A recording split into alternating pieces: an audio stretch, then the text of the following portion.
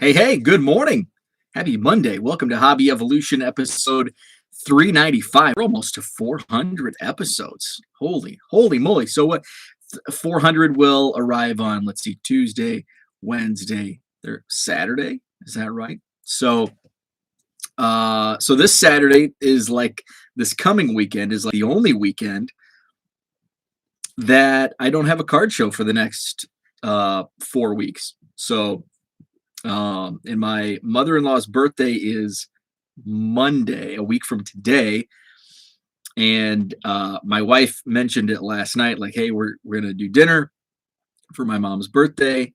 And I had to be reminded when it was, and then it clicked because her birthday was game 6 of the 2016 World Series, in which I skipped dinner and stayed home, watched the Cubs World Series. I was not missing any World Series Cubs games in 2016. So game 6 was on November 1st, 2016. That was my mother-in-law's birthday dinner. Stayed on the couch and watched the World Series. Game 7 the next night fell on our wedding tasting at our wedding venue, which I also skipped out on. Now, for game 7, my wife actually was itching to get out as well. She wanted to get home and catch the last few innings at least, and she did. So that's how I can remember dates based on the 2016 Cubs World Series. What's up, chat? We've got Brad with us. Brad, you're awake early this morning. David, George, good evening to George. Jenny is with us. Jenny, I think I saw that you were at a card show this weekend. I would love to hear any card show talk in the chat. Zach, what's up? Card collecting addict, good morning. Fall Creek Collectibles. I am in Wisconsin. That is correct. I am in Madison. So yes, I'm in Madison, Wisconsin. Let's see. I really don't have anything to talk about today. Like, it's just kind of a mishmash. I'm just gonna kind of randomly talk. But yesterday was football Sunday, so I did have I watched the Bears game, unfortunately. Uncle Rich is with us. Good morning. I'm at work, so won't be real active in the convo. Great to have you along. Diego, good morning. Random talking sounds fun. Usually the random talking generates the best conversation in the chat room. Fall Creek says card show in Eau Claire this coming weekend. Should you need that void filled? Interesting. I probably will stick to no show weekend just because November is going to be packed. Every weekend in November, I'm going to be at a show. Jenny says my show went quarter boxes no one looked at. Wow, that's interesting. Dollar boxes were pure fire, and as priced boxes that had $2 and up cards in it were pure fire. I had the best show ever. That is awesome, Jenny. That is awesome. I kind of had the opposite at my show. So I had my best, probably, how many shows have I done? Since April, I've done about 12 shows, I think.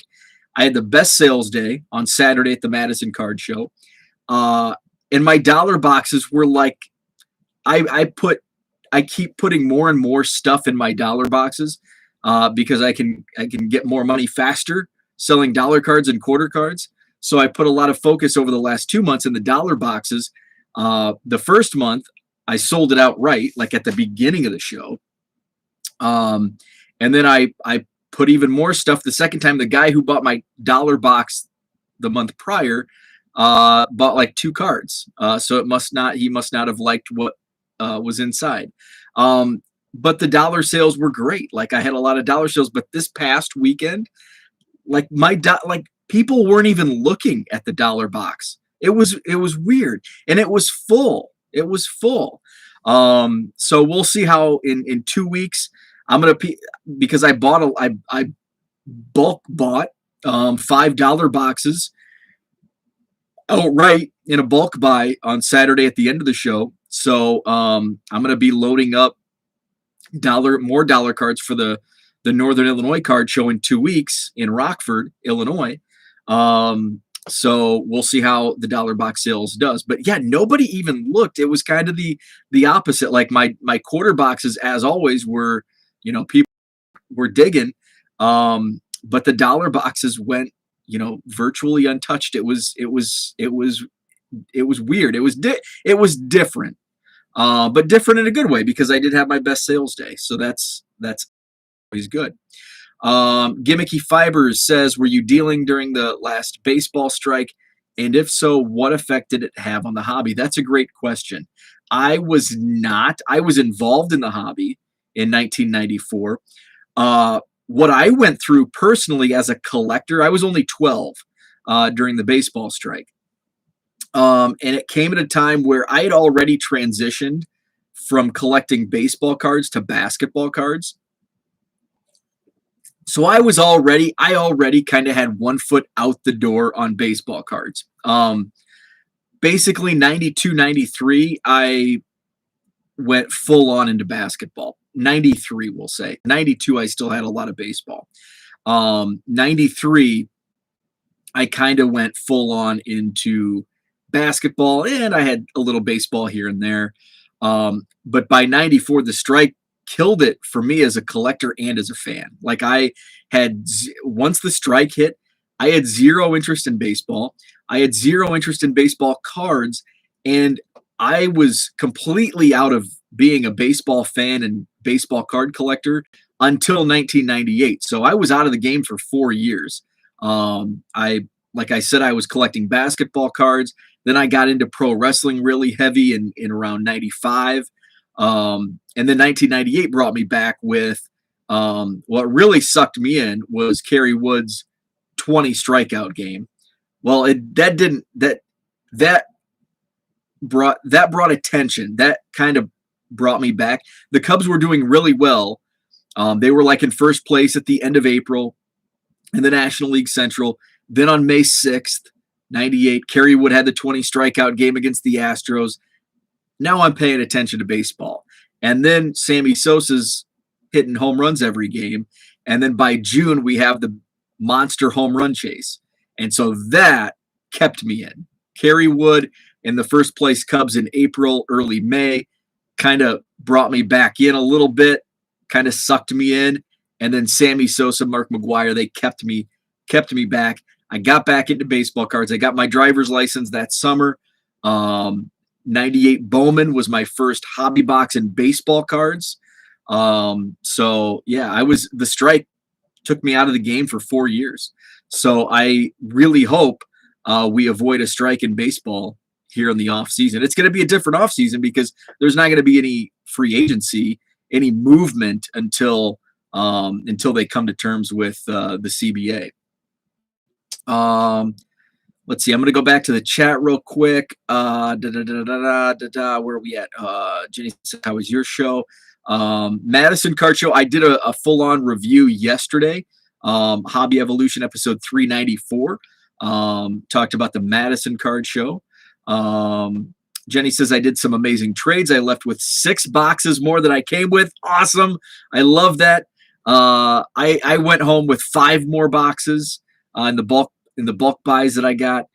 Traded a Soto Chrome second year for a 3K box of vintage. Wow, nice. Jenny says, do you buy more? Do you buy more, save more? I put $1 each or 10 for 5, but that super made a difference. People left with big stacks from boxes. So yeah. So what I do is, and I stole this idea from a vendor at the Wisconsin Dell show in May. It's fill a box. So, and I was always kind of like, what if you could stuff 200 cards in a 100 count box? So they had a pyramid of 100 count boxes, and they had, tables full of 25-cent boxes. Fill a box for $20. So basically, assuming you get 100 cards in the box, you're getting a nickel discount. You're getting cards for 20 cents each on the bulk buy. So I ended up filling 3 boxes for $20 each, and I counted because I just wanted to see, testing it for myself, what it is.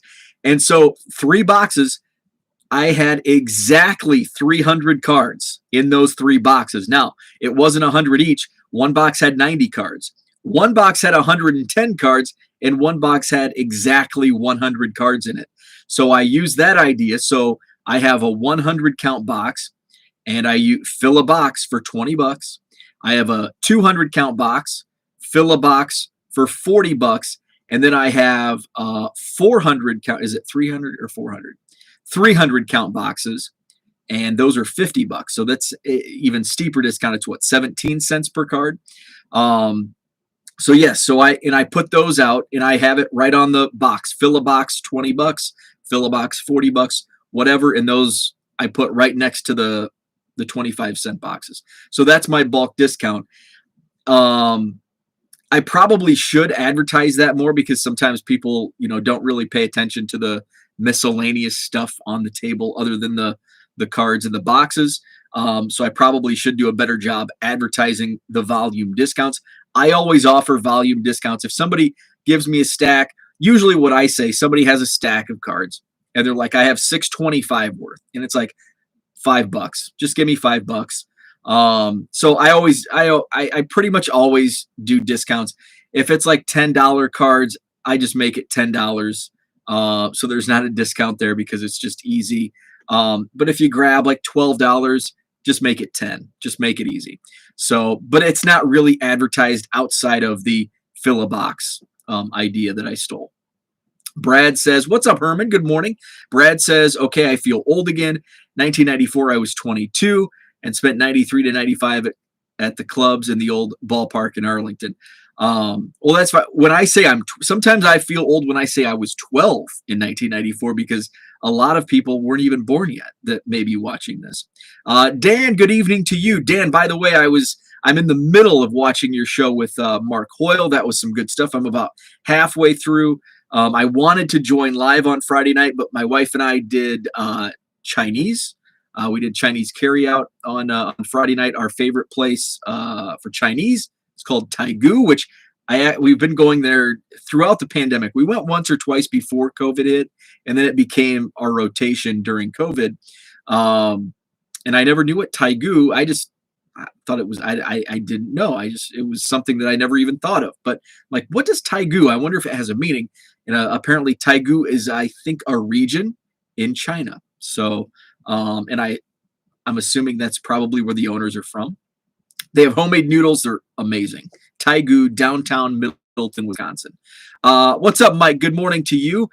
Tonight is up in the air. Wife broke her ankle on Friday, and I have to take care of the running around and supper tonight. Ooh, hopefully she feels better and heals up. Sorry to hear that. Card collecting addict Man Carey was fired that game. I grew up near him. We never faced him in high school, but he was a great high school player. Was it Grand Prairie that he went to high school? Rich says, I have price sheets so everyone knows what the prices are for quantity discounts from a quarter on down. That's a great idea. I have like a whiteboard that I bring every once in a while. I may put a whiteboard, and I did that one show. I put a whiteboard, and I had the volume discounts where it was, whatever, 100 for 20 cents each, and whatever it was, whatever the breakdown was. But I always I usually offer discounts on smaller quantities. Those years I became a father the first time. Very cool. Which will be good this weekend when I'm at the Dallas Card Show, but also repping ComC, who will be on the main stage. Broke ankle. I did leave card boxes laying around. Did you leave card boxes laying around? Yeah. So the boxes, the fill-a-box boxes are out on the table next to the boxes. And what's funny, and I've mentioned this before, at my show, a lot of times people will have like a stack of 200 cards, and they don't, like I said, they just, the stuff on the table is just kind of, I countless times during a show, people will ask, when's your next show? Or, hey, if I want to set up, how can I get a hold of you? And I'm like, oh, I have a card. They're like, oh, can I get your card? And I have cards all over the table, like literally spread out all over the table. People just don't pay attention to they're looking for cards, and it's like the other stuff I'm not even going to look at. So I do have the boxes. So they'll bring like 200 cards, and it's like, you can put those in a box, and like, oh, okay.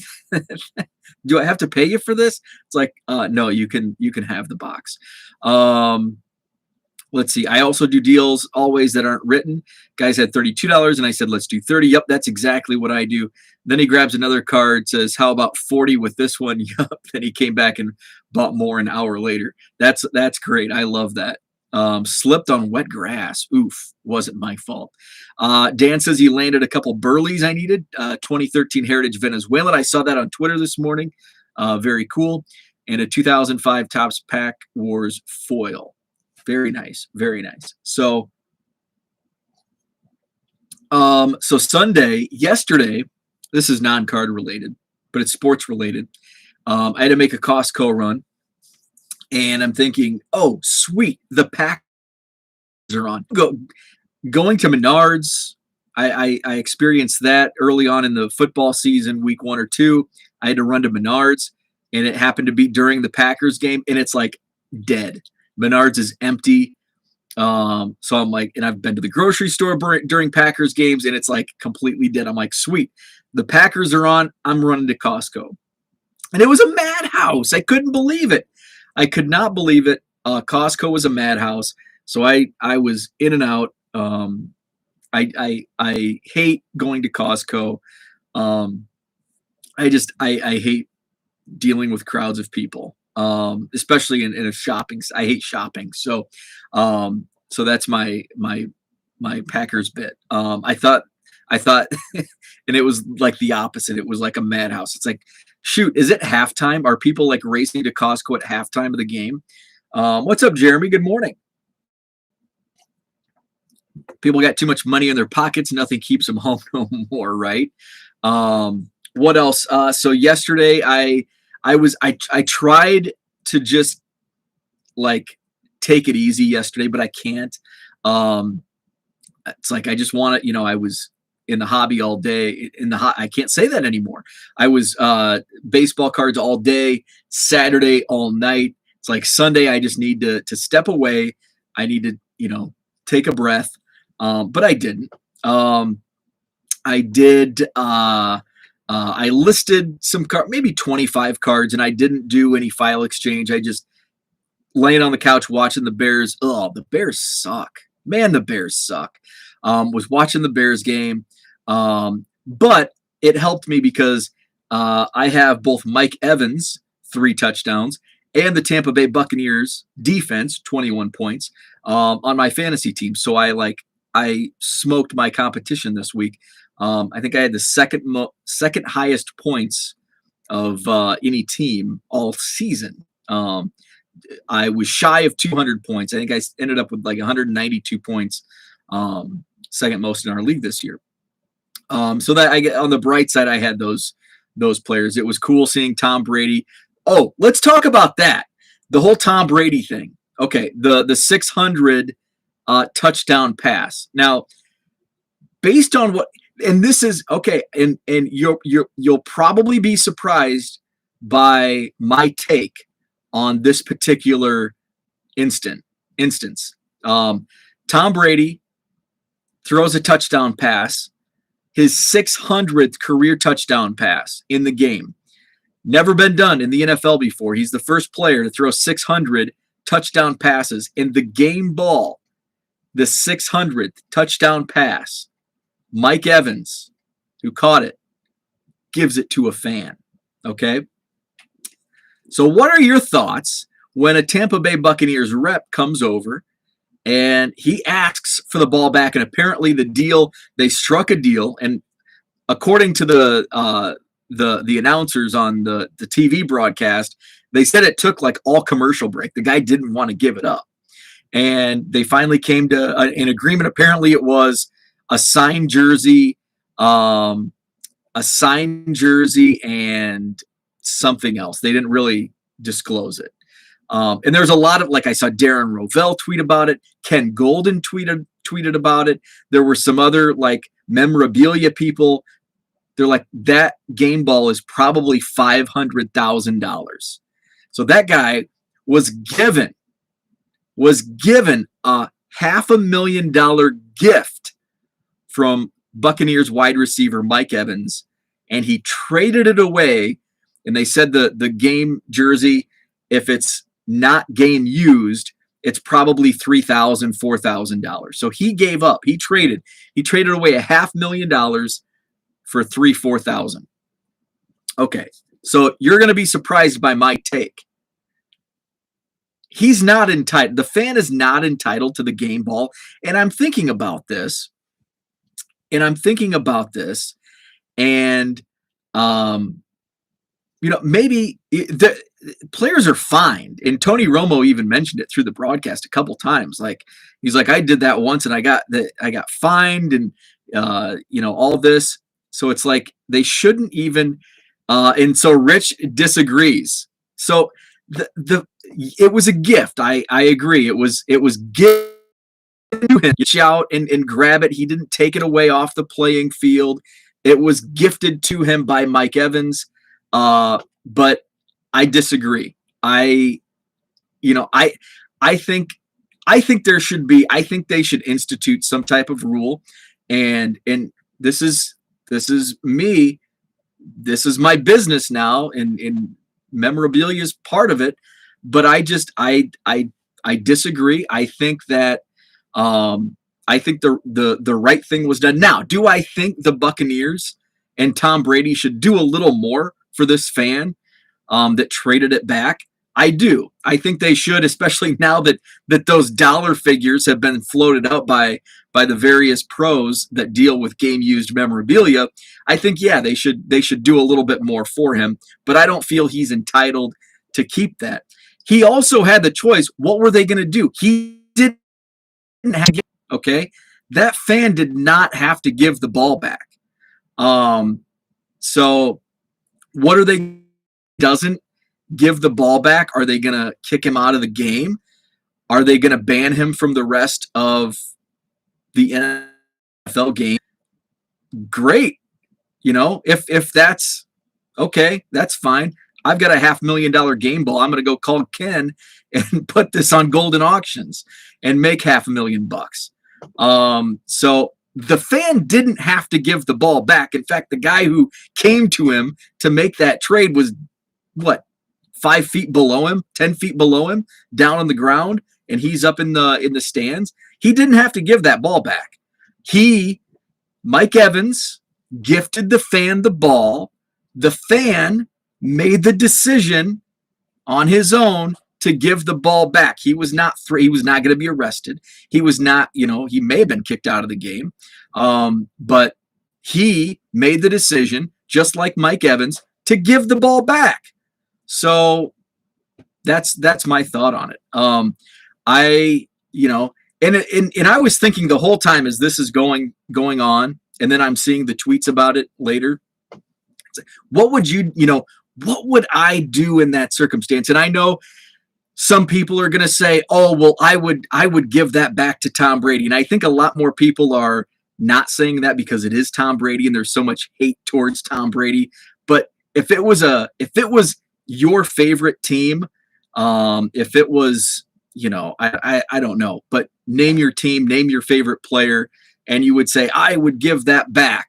And I wouldn't demand X amount of value in return for this item. Put myself in those shoes.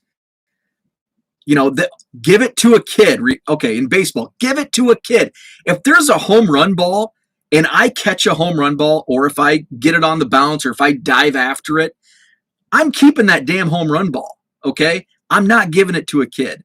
Hey, if there happens to be a kid next to me, I'll go buy him a souvenir ball in the gift shop. It's going to be worth, to the kid, it's going to be worth just as much as this crummy game used baseball. But if it's a home run, foul ball is different.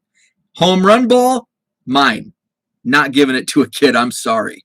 And that's kind of in the same vein. And maybe that makes me, now I'm kind of talking on both sides of my mouth where, the guy's not entitled. But I'm putting myself in the shoes of this fan.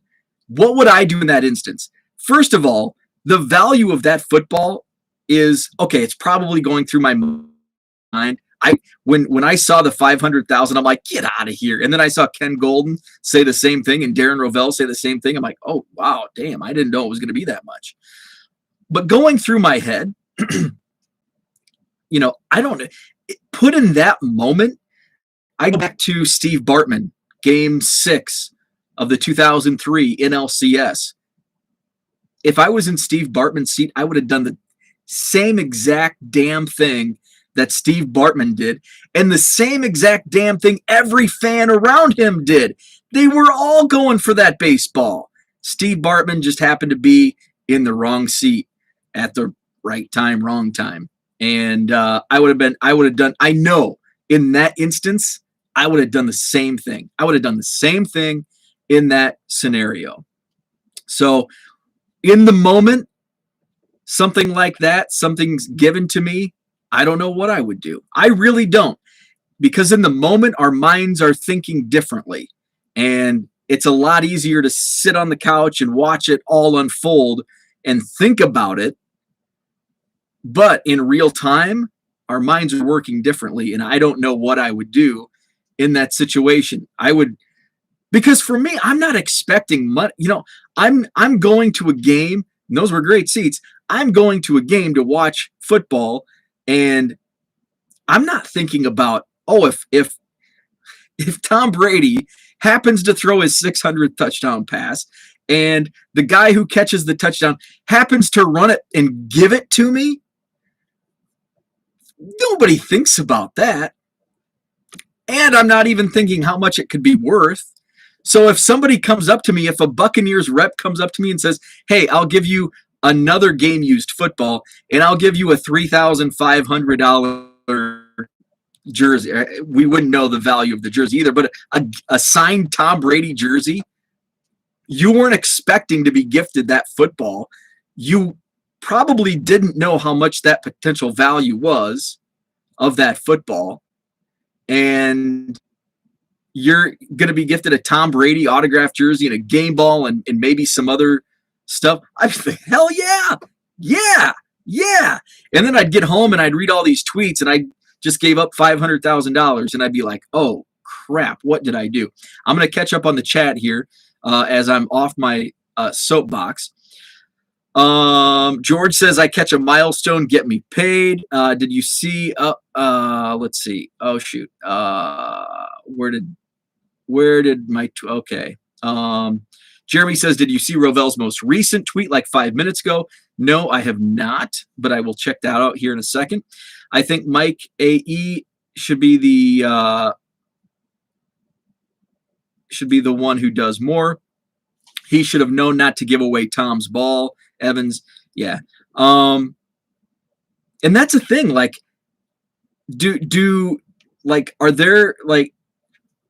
are there?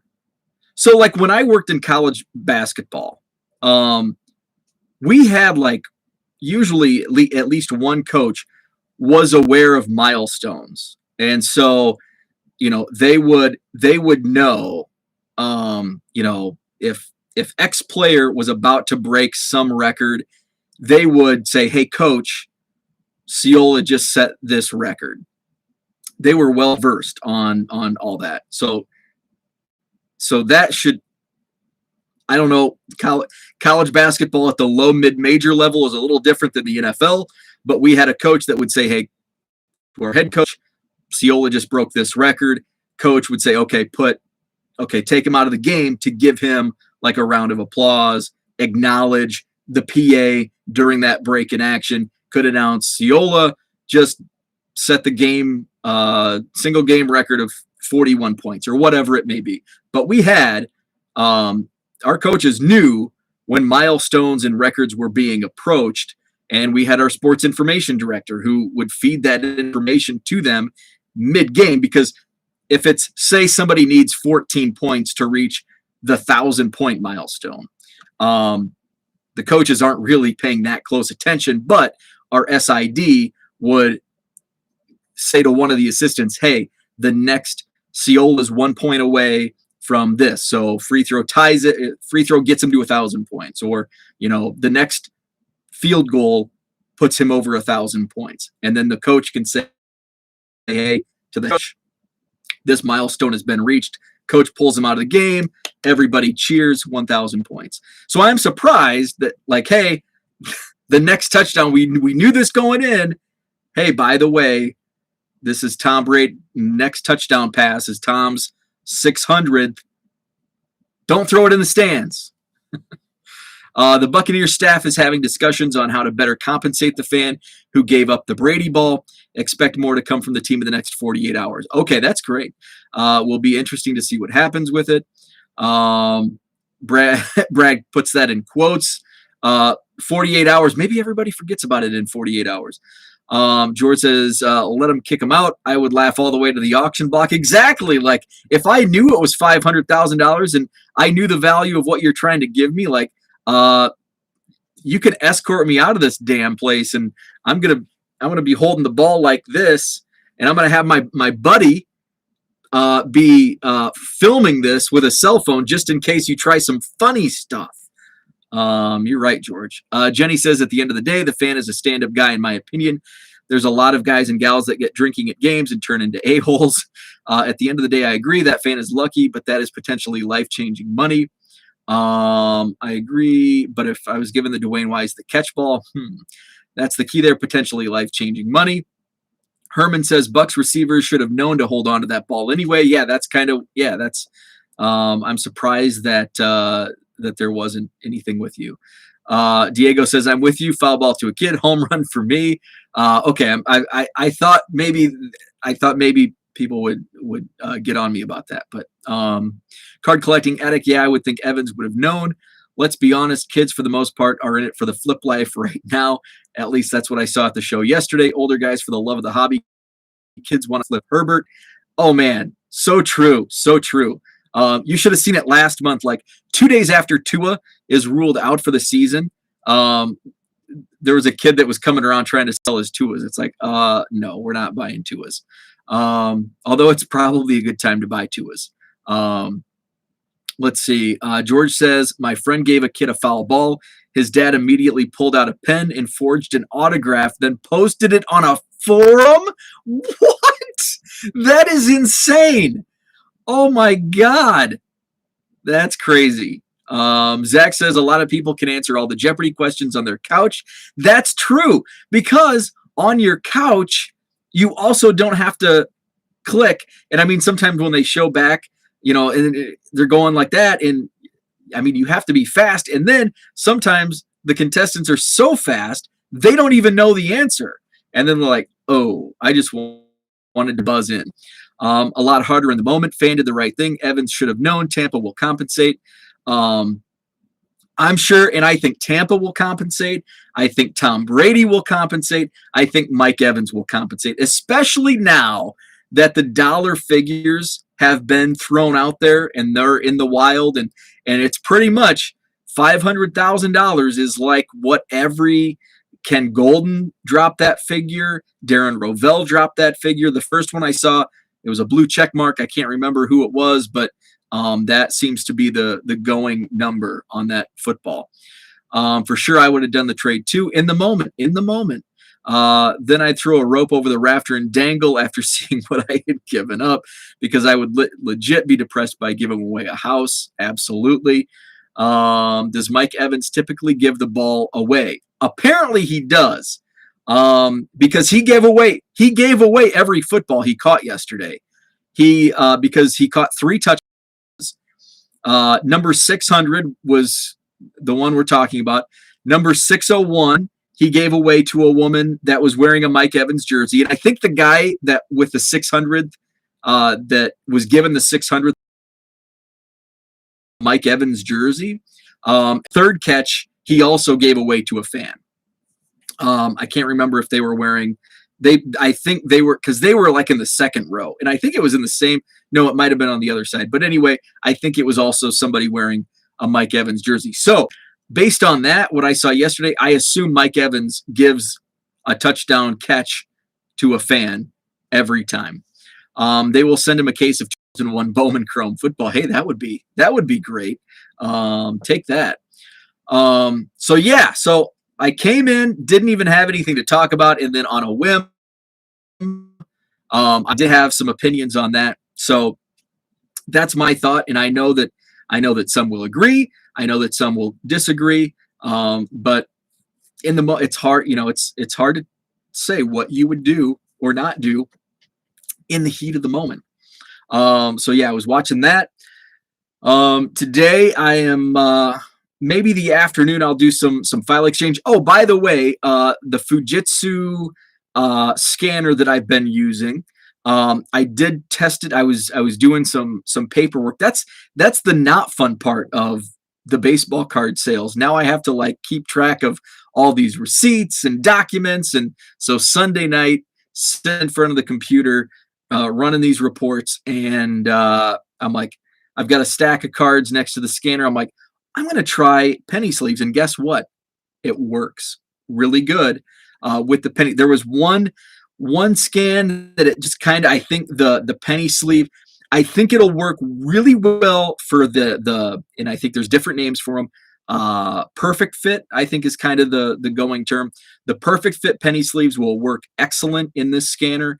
The oversized, the ones that are used for like the like jersey cards, those will kind of get, they won't jam, but they'll like kind of get scrunched, and I had that happen on one of them, so I've just got to be careful on which ones to use. Nothing got jammed. The scans turned out great. I know I've had several people on Twitter wanting me to show side by sides of before and after. What's it look like in a top loader? What's it look like in a penny sleeve? I'll get to that at some point. I kind of stayed out of the office over the weekend. I kind of want to stick to the office during the week, and then kind of be down here. And then, so I'll get to that. So I have a lot of shipping. I did some shipping yesterday, but Sunday had a great day in sales yesterday. So a lot of shipping today. So I might do some file exchange this afternoon, but likely tomorrow is going to be my big file exchange day. The goal, finally, I'm going to finally hit my 500 in a day. That'll be tomorrow. So my goal tomorrow is 500 listings in one day. I got to 230 last Monday, and then realized I need that scanner. Also, my Topps Heritage Miners cases. I bought 2 cases of Topps Heritage Minor League. They are en route. I am concerned the last UPS update showed it was still in Pennsylvania, and that was on like Saturday morning at 2 a.m. So let's check this morning, and I think yeah, it's still showing Harrisburg, PA, on Saturday morning at 2:45 a.m. Still says delay tomorrow, which if it was in Harrisburg, PA, early Saturday morning, I would hopefully think it made it on another truck. But I know FedEx is having a lot of issues. USPS, we all know. There's even a note on eBay, like when you go to ship, it says FedEx is experiencing many delays. UPS, I haven't heard of many issues with UPS, but who knows? We're now getting into the holiday shopping season, so very well could be. Probably just didn't get scanned. Some workers just don't scan. That could be, and all of a sudden it pops up. And I've seen that. And no scan, and then Monday morning, all of a sudden it pops up, 5 miles down the road. Back to, let's see. Random chatter is the best, Diego says. How much would you pay for an uncommon error card of your favorite player? I don't know. That's a loaded question. It depends. It depends on the player. It kind of depends on the error card. I really don't have an answer for that. I just don't. And I don't really player collect. I mean, I have a side PC of Cubs, but I don't really, like, I don't go out and search. Like, my focus right now is kind of on pre-war Cubs, and just filling in those holes. It depends on the market, how uncommon it is. So yeah, I'm not the right person to ask. Dan says, Diego, answer Mike Sandberg. Yeah, so I can't answer that. That's not up my alley. Card Collecting Addict says, at the end of the day, the fan still gets stuff he didn't have to pay for. Expected to happen. Yeah, nor expected it to happen. Absolutely. Brad says, reminder Wednesday night. I will be with Brad on Wednesday night. We'll be chatting about card shows. So tune in on the Texas Card Dude channel. That's this Wednesday night. Looking forward to that. I had a weird tracking thing with CGC last week. Saw a Ripken Jr. 1 of 1 Stadium Chrome Auto yesterday. Oh, very nice. Diego says I am cheap. I have a vendor, and I talked about this yesterday, that his dad owned a card shop in Seattle back in the 80s and 90s, and he's got a lot of, and I think he sold a lot of this. He brought a lot of like cool oddball tobacco. Kim, you would love some of the stuff that he has. I'll reach out to him so he brings it. He's going to be at my November show. But he had a lot of like random, and I didn't realize how cheap he was selling these tobacco cards for. It was like they were tobacco cards, but it was like non-sport tobacco cards, and he was selling them for like $1 a piece, which I had. So I'm sure he sold them all. But when I went over to his table Saturday, he had a 1929 Churchman Babe Ruth that was really cool. He's got just a lot of like really cool oddball old vintage stuff. So I'll see what he brings next month. It'll be cool. That's why my show boxes are $quarter and dollar boxes. There are a lot of Sandberg autos I will never own due to my frugalness. Sandberg autos, and see that there's another thing. I'm just gonna kind of piggyback on that thought. You know, there's a lot of like Sandberg autos. People will tag me on Twitter or send me a DM, and you know, it can be Sandberg, Chris Bryant, and it's just there's so many like I have Sandberg autos, I have Chris Bryant autos. Like I don't want to drop $100 or $200 on a random Stadium Club, Topps 5-star, Topps triple threads. Like it does nothing for me. I would rather use that money. There's far more tobacco cards and pre-war Cubs that I need. I don't need a 13th Sandberg auto or a 10th Chris Bryant auto because it's on, you know, some random new release. So yeah, I'm frugal in that same way. Card Collecting Addict says I just picked up a lot of 1939 Churchman's soccer cards. Nice. I love that old stuff. That vintage pre-war is autos is just fine for me. Yeah, and I had him send, and I don't know why I didn't have him sign like a rookie card when I sent it through the mail, and this has been several years ago, but I had him sign 2 cards. One was an 84 Topps, and I think an 87 Topps.